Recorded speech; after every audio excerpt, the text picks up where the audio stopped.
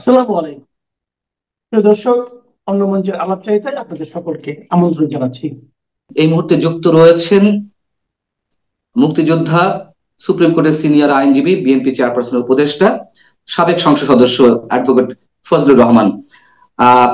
আপনারা জানেন যে তাকে নানান সময় নানান বিষয়ের মুখোমুখি হতে হচ্ছে এবং সর্বশেষ আদালত অবমাননার অভিযোগ আনা হয়েছে তার বিরুদ্ধে। এই বিষয়ে শুনানি দু একদিনের মধ্যে হবে। সেসব বিষয়ে আমরা একটু কথা বলবো। কেন ফজলুর রহমানকে নানান পক্ষ থেকে নানান ভাবে তাকে আক্রমণের শিকার হতে হচ্ছে বিভিন্ন বিষয়ে। অ্যাডভোকেট ফজলুর রহমান, আপনাকে স্বাগত জানাচ্ছি আমাদের অনুষ্ঠানে। আপনার কাছে একটু যদি আপনার প্রতিক্রিয়াটা জানতে পেতাম আমরা, যে আদালত ও অবমাননার অভিযোগ আনা হলো আপনার বিরুদ্ধে এবং সেটির শুনানি আগামী রোববার, এবং আপনি শেখ হাসিনার বিচারের রায়কে কেন্দ্র করে ট্রাইব্যুনাল নিয়ে কয়েকটি মন্তব্য করেছিলেন। আমাদের এই চ্যানেলেও আপনি কথা বলেছেন। আপনার প্রতিক্রিয়াটা জানতে চাচ্ছি। আপনাকে অসংখ্য ধন্যবাদ। যারা শুনছেন তাদেরকে আমার সালাম, আসসালামু আলাইকুম। আমি আপনার প্রশ্নের উত্তরে বলতে চাই, এদেশে আমি স্বাধীনতা বিরোধী শক্তির সবচেয়ে বড় টার্গেট, এবং এটা আমি সবাইকে বলছি, টেলিভিশনে বলেছি, টক শোতে বলেছি, ইউটিউবে বলেছি, লেখায় বলেছি, সাক্ষাৎকারে বলেছি যে স্বাধীনতা বিরোধী শক্তি আমাকে টার্গেট করেছে প্রধানত, এবং সেই স্বাধীনতা বিরোধী শক্তির মূল শক্তির নাম হলো জামাত শিবির। কাজেই আমার আরো বিড়ম্বনা আমাকে সহ্য করতে হবে, এবং আমি জানি সর্বশেষে সত্যের জয় হবে, এবং আমি একজন মুক্তিযোদ্ধা, মুক্তিযুদ্ধের জয় হবে। এই যে কোর্ট সম্পর্কে যে কথাটা আমি বলেছি, এটা শুধু 23শে নভেম্বর বলি নাই। আমি কথাটা প্রথম যেদিন কোর্ট কনস্টিটিউট হয়েছে সেদিন থেকেই বলেছি যে এই কোর্ট যেটা সৃষ্টি হয়েছিল যুদ্ধাপরাধী গোলাম আজম, নিজামী, মুজাহিদ সাহেবদের বিচার করার জন্য, যুদ্ধ অপরাধী। কোন যুদ্ধ অপরাধী? 16ই ডিসেম্বরে 1971 সন, যেদিন পাকিস্তান হানাদার বাহিনীর প্রধান সেনাপতি জেনারেল আব্দুল্লাহ খান নিয়াজি তার 93,000 সৈন্য সহ রেসকোর্স ময়দানে মিত্র বাহিনী এবং মুক্তি বাহিনীর যৌথ কমান্ডের কাছে জগজিৎ সিং অরোরার কাছে, লেফটেন্যান্ট জেনারেল জগজিৎ সিং অরোরার কাছে রিভলভারটা রেখে এবং যুদ্ধ অপরাধী হিসাবে যে কাগজটা তৈরি হয়েছিল সেই কাগজটা মধ্যে দস্তখত করেছিল। সেই কাগজে লেখা ছিল পাকিস্তানি হানাদার বাহিনী যুদ্ধ অপরাধী, তাদের বিচার হবে। সাথে সাথে বিচার হবে পূর্ব পাকিস্তানের মুসলিম লীগ, জামাতে ইসলাম, নেজামে ইসলাম এবং তাদের বাহিনী আল বদর, রাজাকার, আল শামস। সেই চুক্তির বলে 1973 সনে একটা অর্ডিন্যান্স বঙ্গবন্ধু সরকারের আমলে যুদ্ধ অপরাধীদের বিচারের জন্য আজকের যে কোর্ট, এবং সেই যুদ্ধ অপরাধীদের বিচারের ট্রাইব্যুনালে তখন প্রসিকিউটর ছিল এস.আর. পাল, যাকে বলা হতো বিখ্যাত সবিতা রঞ্জন পাল, পাকিস্তান, ভারত এবং বাংলাদেশের সর্বশ্রেষ্ঠ আইনজীবীদের একজন। আর ছিলেন তার অ্যাসিস্ট্যান্ট ফকির শাহাবুদ্দিন এবং খন্দকার মাহবুব হোসেন। সেটা যুদ্ধ অপরাধীদের বিচারের জন্য স্থাপন করা হয়েছিল। পরবর্তী সময়ে শেখ হাসিনার আমলে যে বিচারটা হয় 2008 সনে, শেখ হাসিনা ক্ষমতা যাওয়ার পরে যাদের ফাঁসি হয় সবকিছু, কিন্তু এরা হলো পাকিস্তানের যুদ্ধ অপরাধী। পাকিস্তানের সঙ্গে আমরা যে যুদ্ধটা করেছিলাম, এবং যুদ্ধে 1971 সনের 3রা ডিসেম্বর থেকে ভারতীয় বাহিনী যুক্ত হয়েছিল। এই যে যুদ্ধ, সেই যুদ্ধে যারা অপরাধ করছে তাদের বিচারের জন্য সারা পৃথিবী সেই যুদ্ধে সংশ্লিষ্ট ছিল। এর মধ্যে পৃথিবীর দুইটা সবচেয়ে বড় শক্তি, একটা হলো আমেরিকা ছিল পাকিস্তানের পক্ষে, আর সোভিয়েত ইউনিয়ন আজকের রাশিয়া ছিল সেদিন আমাদের পক্ষে। কাজে এখানে সারা বিশ্বের একটা সংযুক্তি ছিল আমাদের মুক্তিযুদ্ধের সঙ্গে। এই মুক্তিযুদ্ধে তৎকালীন ভারতের প্রধানমন্ত্রী ইন্দিরা গান্ধী বিশ্বযুদ্ধের রিস্ক নিয়েছিলেন, কারণ বঙ্গোপসাগর পর্যন্ত আমেরিকার সপ্তম নৌবহর এসে পড়েছিল। তারপরও যুদ্ধ তিনি থামান নাই, পাকিস্তানিদেরকে সারেন্ডার করতে বাধ্য করেছে। ওই যে কোর্ট, এই কোর্টের সঙ্গে শেখ হাসিনার যে অপরাধ আর পাকিস্তানিদের যুদ্ধ অপরাধের অপরাধ তো এক অপরাধ না, এটাকে একসাথে মিলাইলে চলবে না। তো পাকিস্তানের যুদ্ধ বলতে বিচারটা হলে যে কারণে বলা হয় আন্তর্জাতিক অপরাধ দমন ট্রাইব্যুনাল।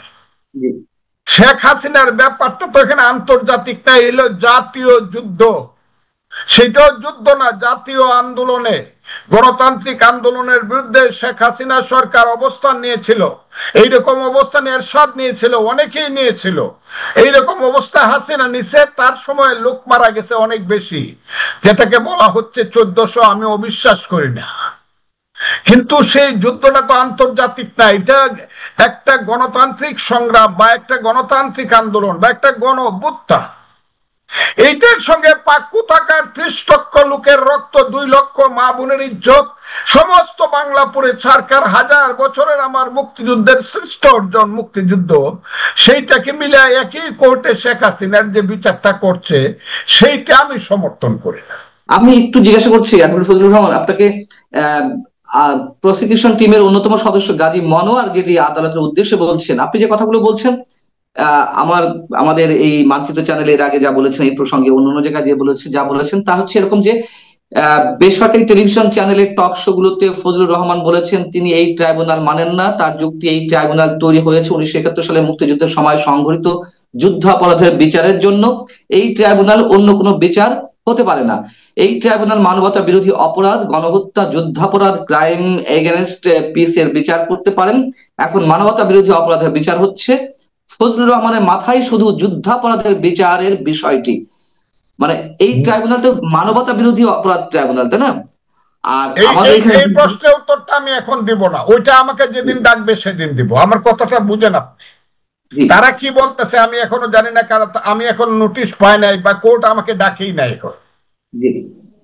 কাজে তারা কি বললো ওইটার উত্তর আমি দিচ্ছি না। আমি যে কথাটা বলছি সেটা বলি, এখনো আমি বলছি এই যে কোর্টটা কনস্টিটিউট হয়েছে, গঠন করা হয়েছে, আমি বলছি এই কোর্টটা আন্তর্জাতিক যুদ্ধ অপরাধী কোর্টের মতো এইখানে গঠন না করলেও চলতো। আর একটা ট্রাইব্যুনাল গঠন করা হোক এবং কঠিন এগুলো আমি বলছি। তো খালি আমার কথা ভেঙে ভেঙে বললে তো হবে না। জি, আমি তো সেদিন হাজির হব। আমার যদি কথা, আমার কন্টেম্প করতে, আমার টোটাল 1 ঘন্টা 10 মিনিটের টোটাল আমার বক্তব্যটা শুনতে হবে। আমার 1 লাইন 2 লাইন শুনে তো বললে হবে না। আমি খুব ক্লিয়ার বলছি, বিচারের ব্যাপারে আমার কথা নাই, বিচারের ব্যাপারে আমার কোনো প্রশ্ন নাই, কিন্তু এবং যারা বিচার করতেছে তাদের ব্যাপারে আমার কোনো প্রশ্ন নেই। প্রশ্ন শুধু কোর্টটার ব্যাপারে, যে কোর্টটা কনস্টিটিউট হয়েছে। কারণ এই কোর্টটা এমন ভাবে তৈরি করা হয়েছে, যখন এই সরকার তো আর 3 মাস থাকবে যদি গণতন্ত্র আসে। আমি তো বলতেছি এই সরকারকে কেউ রাইফেল দিয়ে উড়াই দেবে। ইউনূস সরকার তো 3 মাস থাকবে। যদি ইলেকশনের মাধ্যমে একটা সরকার আসে তখন তো কোর্টের চিত্রটা ভিন্ন হবে। রিট কোর্ট গুলা তখন অনেক বেশি স্বাধীন হবে। আর সেই রিট কোর্টে আমি কথাগুলা বলছি, তো কেউ যদি প্রশ্ন করে বা প্রশ্ন উত্থাপন করে যে 71-এর যুদ্ধ অপরাধী ট্রাইব্যুনালের মতো করে বা ট্রাইব্যুনাল করাতে এই বিচার করা ঠিক হয় নাই, আর রিট কোর্ট যদি বলে ইয়েস এই কোর্টটা কনস্টিটিউট এইভাবে করা ঠিক হয় নাই এবং এপিলেট ডিভিশন যদি এন্ডোর্স করে, তাইলে যে কোর্টই গঠন করা ঠিক হয় না, রায়টা কতটুকু ঠিক থাকবে। এবং আমি এটাও বলছি যে শেখ হাসিনার বিচার কঠিন ভাবে করা হোক, যাতে উপরে গিয়া টিকে। কারণ ওই যে আজহার সাহেবরে যে বিচার করছিল জামাতের, উনারে কিন্তু ট্রাইব্যুনাল ফাঁসি দিয়েছিল, হাইকোর্ট সুপ্রিম কোর্ট বহাল রাখছিল এপিলেট ডিভিশন। রিভিউ করে কিন্তু উনি ছাড়া পাইছে সরকার পরিবর্তন হওয়ার কারণে। এই ধরনের ফাঁক ফুকর যাতে না থাকে, এমনকি প্রসিকিউশন কি কোথাও না, ওই যে কথাটা আমি বলছি, প্রসিকিউশনের সাথে কি কারো না কারো সেই সংযুক্তি আছে যে বিচার ব্যবস্থা কোর্টের মধ্যে একটা ফাঁক রেখে দেওয়া, ওই কথাটাও কিন্তু আমি তুলছি। আমি তো চাই কঠিন বিচার হোক এবং সঠিক বিচারটা হোক, এই কথাটা আমি বলছি ভাই। আমি বিচারের ব্যাপারে কোনো কথা বলি নাই। এখন তারা যখন যদি আমাকে ডাকে, এমনও তো হইতে পারে তাদের কথা শুনে বলতে পারে যে না, এটার মধ্যে কোনো সাবজেক্ট নাই, সাবজেক্ট ম্যাটার নাই, এটা আমরা তাকে করলাম না, ডাকলাম না। আর অনারেবল কোর্ট যদি আমাকে ডাকে, তখন আমার কথা আমি অনারেবল কোর্টের সামনে গিয়ে উপস্থাপন। আমি তো কোর্টের, আমি তো 48 বছর যাবৎ কোর্টে প্র্যাকটিস করে ভাত খাই, কাজে আমি তো আইনের মানুষ। আমি বলছি, আমি বিএনপির নেতা হিসাবে, রাজনীতিবিদ হিসাবে কথা বলছি না, আমি একজন মুক্তি, ওইখানেই বলছি, আমি একজন মুক্তিযোদ্ধা হিসাবে, আইনজীবী হিসাবে কথা বলছি। কিন্তু গাজী মনোয়ার যেটি বলেছেন, প্রসিকিউটর গাজী মনোয়ার, আমি একটু আপনাকে একটু শোনাতে চাই। আপনি এটাও বলেছেন, আমি নিজে আপনার কাছ থেকে শুনেছি, আপনি বিভিন্ন জায়গায় বলেছেন, এই আপনি যে কথাগুলো বলছেন এর বাইরে নিশ্চয়ই অন্য কিছু বলেননি। আপনি বলেছেন এই ট্রাইব্যুনালে যে প্রক্রিয়া শেখ হাসিনার বিচার চলছে সেই ট্রাইব্যুনালকে আমি মানি না, এইভাবে বলেছেন। কিন্তু যুদ্ধাপরাধ, রাইট, তো আমি চাই না, এই ট্রাইব্যুনালটাই আমার কাছে রং মনে হইতাছে, রংলি কনস্টিটিউটেড। আপনি আমার কথা এটা আমি বলতে পারবো না, তাইলে তারা জাতিসংঘের মহাসচিব আইনে দাঁড় করাক, মানবাধিকার যে 6টা সংস্থাকে আইনে দাঁড় করাক, ওই যে ইউরোপের সমস্ত রাষ্ট্রগুলো বলছে এই বিচারটা সঠিক হয় না, এর মধ্যে ফাঁক, তাদেরকে আইনে দাঁড় করাক। আমার মতো একজন নরম মানুষ পায়া, অসহায় মানুষ পায়া আমাকে, আমার উপরে কেন বিচার চলছে? তাহলে সারা পৃথিবী বলতেছে বিচারটা এটা বোধহয় ঠিক হয় নাই, জাতিসংঘ থেকে দৈরে মানবাধিকার সবাই বলতেছে, আমি কি একা বলতেছি নাকি? এবং মনোয়ার যেটি উল্লেখ করছেন এটি আমার কাছে কেমন যেন একটু খটকা, এই শব্দগুলো কেমন যেন। মনোয়ার যেটা উপস্থাপন করছে তাদের পক্ষে, যেদিন আমি গিয়ে আমার পক্ষে যদি আমাকে ডাকে, আমি তখন তাদের প্রশ্নের, আমি আজকে মনোয়ারের প্রশ্ন বা এদের কারণে এদেরকে আমি আজকে রসগোল্লা খুঁজছিলাম, হাইকোর্টে রসগোল্লা নাই বইলা এদের কাছে পাঠাইতে পারছি না। ওই আমার এক বন্ধু আছে, ছোট বন্ধু, ওরে আমি তুমি ডাকি, তার নাম তাজুল ইসলাম, তিনি হলো চিফ প্রসিকিউটর, তিনি আবার ময়মনসিংহ মানুষ, জামালপুরের মানুষ। আমি তার ছোট ভাইয়ের মতো দেখি, মনে করছিলাম তাজুল যখন কেসটা করাইছে ওর একটু মিষ্টি পাঠায়, আর যারা কেসটা করছে এদেরকে মিষ্টির সাথে একটু নিমকিও পাঠায়, এরা খুঁজা পাইছি না আমি হাইকোর্টে কোনো দেখা যাবে না, আমি মিষ্টি লই যাবো এদের জন্য। আমার কি হয়ে যায় জেল ফাঁসি, এইটা আমি আমার মানে যে কোর্ট, অনারেবল কোর্ট, তার কাছে আমি প্লেস করবো। অনারেবল কোর্ট যে রায় দেবে নিশ্চয়ই আমি সেটা মাথা পাইতে, কিন্তু আমি মনে করি না যে আমি কোনো মহা অপরাধ করছি এখানে। কেউ বলে না, আমি বলছি, পৃথিবীতে অনেক সময় গ্যালিলিও বলছে সূর্য ঘুরে না, পৃথিবী ঘুরে, এই কারণে তার ফাঁসি হয়েছে। কিন্তু আজকে প্রমাণিত হয়েছে না পৃথিবী ঘুরে, গ্যালিলিও ঠিক ছিল। ওই যে সক্রেটিসেরও ফাঁসি, হেমলক পান করে মৃত্যুবরণ করতে হয়েছিল, এতে কি আইলো গেল? সত্য কথা তো একজন দুইজনই বলে, আমি তাই সেই কথাটাই বলতেছি। অ্যাডভোকেট ফজলুর রহমান, তার মানে আপনি বলতে চাচ্ছেন যে আপনার জেল ফাঁসি যাই হোক না কেন, আপনি এখনো মন্তব্য করতে চাইছেন যে শেখ হাসিনার বিচারের জন্য যেই ট্রাইব্যুনাল গঠিত হয়েছে বা যে ট্রাইব্যুনাল চলছে সেটি আপনি এখনো মানেন না, তাই তো? ট্রাইব্যুনালের গঠন প্রক্রিয়াটা সঠিক বলে আমার মনে হয় না, কারণ এটা হলো আন্তর্জাতিক যুদ্ধ অপরাধী ট্রাইব্যুনাল। এখানে আন্তর্জাতিক কোনো ব্যাপার শেখ হাসিনার সরকারের বা আমাদের আন্দোলনের ছিল না, এটা ছিল জাতীয় সমস্যা, সরকার পরিবর্তন অথবা পতন। এইটার মধ্যে আন্তর্জাতিক ওই যে তৃতীয় বিশ্বযুদ্ধ হয় নাই, যে 7ম নৌবহর আইসা পড়ছে বঙ্গোপসাগরে, পাকিস্তানের সঙ্গে ইন্ডিয়ার যুদ্ধ লাগে, এইগুলা মুক্তিযোদ্ধার সঙ্গে পাকিস্তানিদের 9 মাস, এটা হয় নাই তো। আমি তো বলছি সেইটা, সেই বিচার হিমালয়ের সঙ্গে আপনি, হিমালয়ের সঙ্গে আপনি টিলারে মিলাইতে যান কেন? বাঘের সঙ্গে বিড়ালে মিলাইতে যান কেন? আরেকটা কথা আপনাকে বলি, আমাদের দেশে বিচার এত সেন্সিটিভ, 2টাই ম্যাজিস্ট্রেট কোর্ট, একটা মনে করেন ঢাকার যাত্রাবাড়ি থানার কোর্ট, আরেকটা মনে করেন সবুজবাগ থানার কোর্ট। যাত্রাবাড়ি থানার কোনো কেসে যদি সবুজবাগ থানার ম্যাজিস্ট্রেট একটা অর্ডার দেয়, এটা কিন্তু আইনগতভাবে সিদ্ধ হবে না। আপনি কি আমার কথা দুইজনে সেই জায়গা থেকে প্রশ্ন করছি যে আপনি এখনো পর্যন্ত এবং শেষ পর্যন্ত এই কথাই আদালতের সামনে বলে যাবেন, জেল ফাঁসি দেওয়া হলেও, তাই তো? আমি বিচারের ব্যাপারে আমার কোনো বক্তব্যই নাই। আমি বলতেছি কোর্টটা সঠিকভাবে কনস্টিটিউট হয় নাই বলে আমি মনে করি। এই মনে করাটা মহা অপরাধ কিনা, যদি কোর্ট মনে করে মহা অপরাধ, তখন আমি তাদের কাছে বিচার প্রার্থী হব, তারা যে বিচার করে সেই বিচার মানবো। কিন্তু আমি মনে করি না যে আন্তর্জাতিক যুদ্ধ অপরাধ, যাদের যে যুদ্ধ অপরাধীরা এই দেশে 30 লক্ষ লোককে হত্যা করছে, 2 লক্ষ মা বোনের ইজ্জত ধ্বংস করছে, এই দেশের বুদ্ধিজীবীদেরকে, শত শত বুদ্ধিজীবীদেরকে হত্যা করছে, তারা যে বিশ্ব অপরাধী, এদের সঙ্গে হাসিনা সরকারের যে অপরাধ, তাদেরও অপরাধ গুলি করে মারছে, তাদেরও ফাঁসি হোক, কিন্তু অন্য কোর্টে হোক, নট ইন দিস কোর্ট। এটা হলো কথা, অন্য কোর্ট করে হোক, এই বিচারকরাই করুক। বিচারকদের আমার কোনো অনাস্থা না, অনাস্থাটা আমার বিচারকদের উপরে না। প্রসিকিউটর কাজী মনোয়ার আরেকটি মন্তব্য করেছেন, আপনার দৃষ্টি আকর্ষণ করছি, যে ফজলুর রহমান সুপ্রিম কোর্টে একজন জ্যেষ্ঠ আইনজীবী এবং বিএনপির সংসদ সদস্য প্রার্থী হিসেবে এ ধরনের মন্তব্য করার পরিণতি জানেন। তারপরে ফজলুর রহমান বিভিন্ন রাজনৈতিক দল জানে, কারণ উনি শিবিরের ছেলে। আমার কথাটা বুঝেন, ওইটাই তাদের লাগছে খুব। ওই যে আমি বলছি প্রসিকিউশনের তাজুল ইসলাম থেকে সবাই শিবিরের লোক, এটাই তাদের লাগছে। তারা তো চাইতেছে কি পরিণতি করবে তারা, আমার ইলেকশন বন্ধ করে দিবে। তারা তো, আমি তো বলছি ওই যে তারা শত শত কোটি টাকা আমার বিরুদ্ধে তারা ইনভেস্ট করবে যাতে আমি নির্বাচিত, বিভিন্ন জায়গাতে বিভিন্ন পজিশন। বলছি আগে, এখন না। এই কথাটা তো আমি 8-10 আমি কি বলবো, এই কথাটা তো আমি এখন থেকে 3 মাস আগে বলছি, যখন আমাকে করা হয়েছে, দল থেকে এক্সপেল করা হয়েছে। আমার কথাটা খুব বোঝার চেষ্টা করেন। এটা তো আমি 25শে আগস্টের পরে 8ই সেপ্টেম্বর কথাটা বলছি ইটনাতে, যে জামাত আমাকে, যাতে আমি আমার দল থেকে নমিনেশন না পাই, যাতে আমি না করতে পারে, ওই না কত কথা।